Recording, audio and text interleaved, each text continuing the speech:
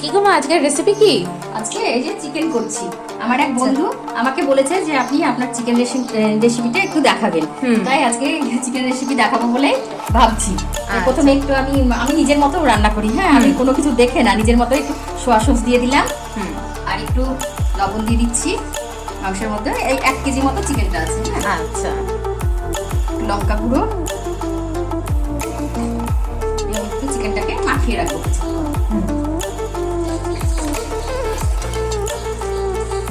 তেলটা গরম হয়ে গেছে, আমি সর্ষের তেলে রান্না করি, কিন্তু আমি এবার আলুগুলোকে ভেজে দিচ্ছি। আমি চিকেনটা খুব আলু দিয়ে করবো। হ্যাঁ, আমার চিকেন রান্না তো রেসিপিটা দিনই ধরা সেদিন আমি চিকেনটা দেখিয়েছিলাম, তাই আমাকে বলেছে যে একটু চিকেনের রেসিপিটা একটু দেখাচ্ছি। এবার আলুগুলোকে আমি একটু ভালো করে ভেজে নেবো।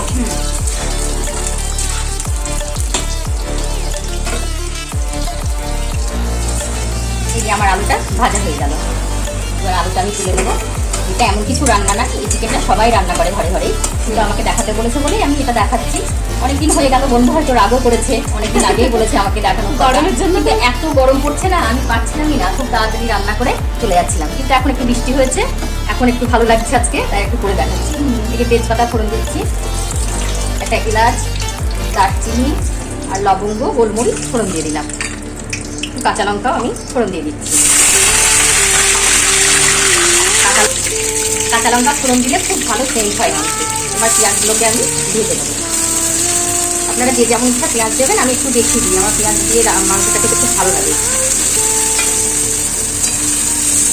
পেঁয়াজটাকে আমি ভালো করে ভেজে নেব।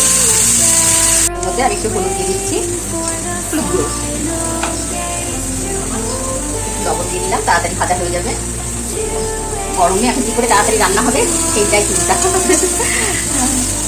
সব মানুষের একই চিন্তা। হ্যাঁ, কি করবো, গরম, এত গরম, তবে তো বৃষ্টি হওয়ার পর এই গরমটা আবার খুব দুদিন ঠান্ডা, তারপরে এখন ভ্যাবসা গরম।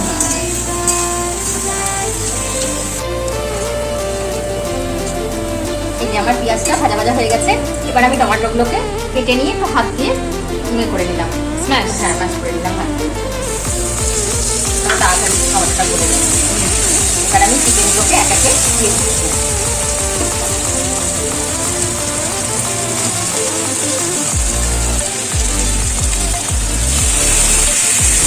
চিকেনটা দিয়ে একটু পেঁয়াজের সঙ্গে টমেটোর সঙ্গে নাড়াচাড়া করবো কিছুক্ষণ, তারপর একে একে সব মশলাগুলো দেবো। পেঁয়াজের সঙ্গে চিকেনটাকে একটু কষে নিলাম। এরপর আমি নিজের হাতে মশলাগুলো বেটে নিয়েছি, সব বাটা বেটে নিয়ে, এই যে রসুন বাটা, জিরে বাটা, আদা বাটা, আর আমি দুটো গোটা পেঁয়াজ, একটা রসুন আর আলুগুলো দিয়ে এবার ভালো করে কষাবো। আগেই আমি লবণ আর লঙ্কা গুঁড়োটা দিয়ে দিয়েছি, কাঁচা লঙ্কা দিয়েছি আগে, ওই জন্য ঝালটা দিচ্ছি না। আপনারা যে যেমন ঝাল খাবেন সেই মতো ঝাল দেবেন। এবার আমি কিছুক্ষণ এটাকে কষাবো।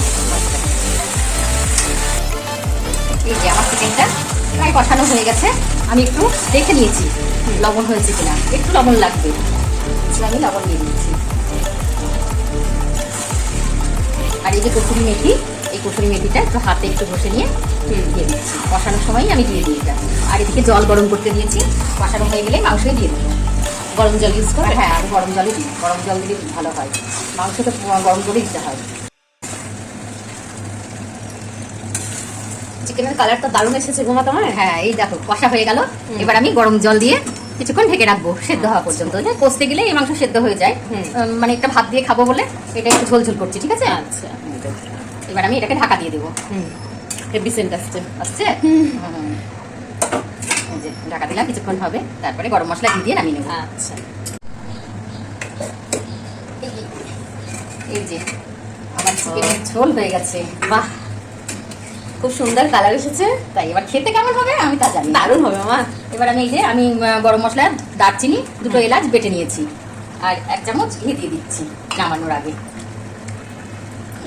হেভি টেস্ট হয় ঘি আর গরম মশলা লাস্টে দেওয়ার পর। এই যে আমার চিকেন রান্না শেষ।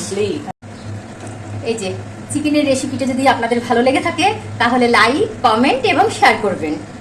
আর এরকম ভালো ভালো ভিডিও পাওয়ার জন্য অবশ্যই চ্যানেলটিকে সাবস্ক্রাইব করবেন।